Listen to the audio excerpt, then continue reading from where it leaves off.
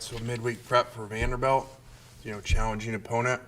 They've not played in, I guess, about 3 weeks when we play, and not as much film as other teams on them.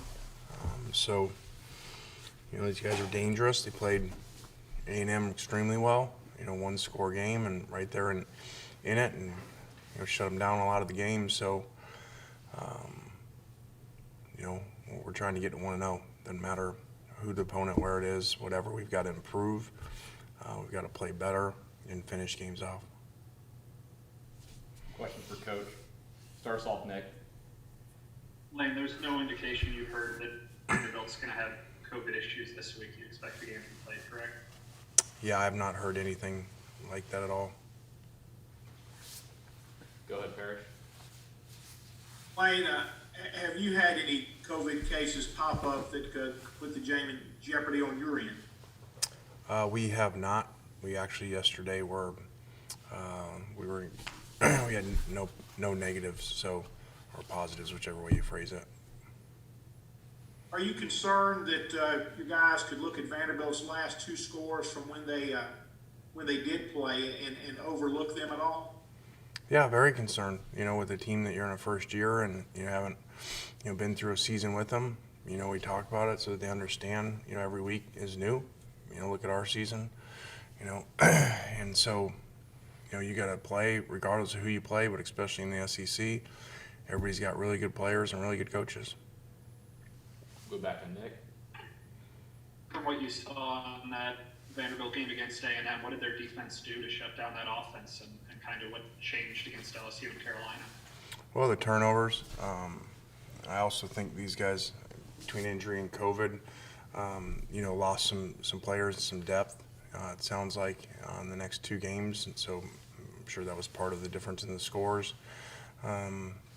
So the game is not that complicated. If you turn the ball over, and on defense you tackle really well and keep the ball in front of you, you're gonna beat a lot of games. Go ahead, David. Lane, throughout the course of your career, have you ever had any matchups with Derek Mason? Did you know him, relationship with him, or anything like that? I don't recall exactly. I'm pretty sure he was at Stanford when we were there, but I don't remember. As assistants, you don't know everybody and everything, and so I don't remember exactly. I have met him, and I have really good respect for him. Any other questions for Coach?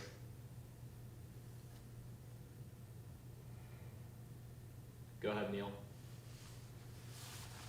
Lane, I was wondering how many pennies have showed up at the building over the course of this week. I was waiting for that, Neil. You guys took a long time to get to that. You guys are getting soft. Because that's really the only question you cared about. You really didn't care about the other ones. I've had a lot of offer for pennies. Had some offer, from my son for some math education, also some tutoring. I would like to say that I did know that all along. I was just setting it up for more attention when I got to the replay part. So, just like the video at FAU, when the no energy video, and I did that on purpose just so we could get more publicity, and so I would assume we're kind of the most talked about 1-4 team, and people forgot we're 1-4, so maybe it worked. But I did joke with the commissioner when he called me and told me about the fine. I said I was surprised that a retweet would get you a fine. It's not something I'm saying, and so we retweet things all the time, and I kind of joked with him. I said, well, if I'm getting fined, I got to do something, so not just a retweet. That's not very much fun. So, I had a little fun with him with the pennies. So, and it's behind us. I understand his position, so. I really thought it was okay. I really was retweeting not because of the comment. I was retweeting because the video with it showing so all the fans could see in case they hadn't seen, it hit in the hand. I'd gotten fined at Conference USA, much less money, by the way, but because I retweeted, the blind refs with the scene dogs after one of our games. Well, the commissioner, Judy, said, hey, you could have got away with the retweet, but you tagged at Conference USA officials or something. So I thought I was okay there, but I guess not. Some of the players, I guess that was yesterday, said that they appreciated you doing that. It felt like you had their back, that kind of thing. What kind of feedback have you gotten from players about the fine and the tweets and stuff?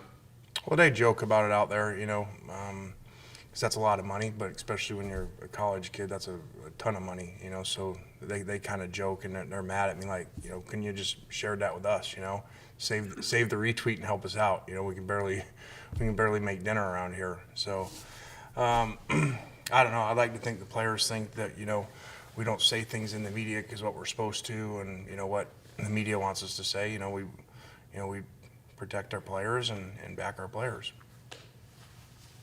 Go back to Parrish. Obviously, Lane, the fine was announced Monday night, but I'm wondering if you heard anything else from the SEC about just the way you shared your frustration with us on Monday. I know you didn't specifically mention the conversation with the conference office, but you were pretty candid with us in your feelings. Well, I had not gotten the call from the commissioner about the fine when I talked to you guys, so I thought I wasn't. You know, and I did say I thought that, you know, I wanted to say some things or repeat part of that conversation to you guys, and I didn't, you know, because of, you know, what they said of not repeating it. So he seemed to be good with what I said with you guys and understanding that, you know, I was frustrated, but that I didn't cross the line. So I think we're good. Well, we appreciate you being candid, Lane. By the way, please continue. Thank you. And if you can bring some pennies down, Parrish, that would help, because it's really easy to say that until you put your money where your mouth is. Go back to David. Hey, Lane, I'm not trying to debate you or anything, but college football is full of criticism. You guys as coaches get criticized, players get criticized, all very publicly. I mean, how is it fair that the officials are not subject to the same level of criticism that you guys are? They're an essential part of the game. I don't know that. I think that was kind of my frustration about, you know, saying, hey, we can't say what they said, you know, like, but we've got to answer, you know, when we don't manage a game well, you know, or, you know, I probably should have used the timeout earlier. And so I got to answer those things, but I don't know. I guess we make a lot more money than they do. It'd probably be their excuse.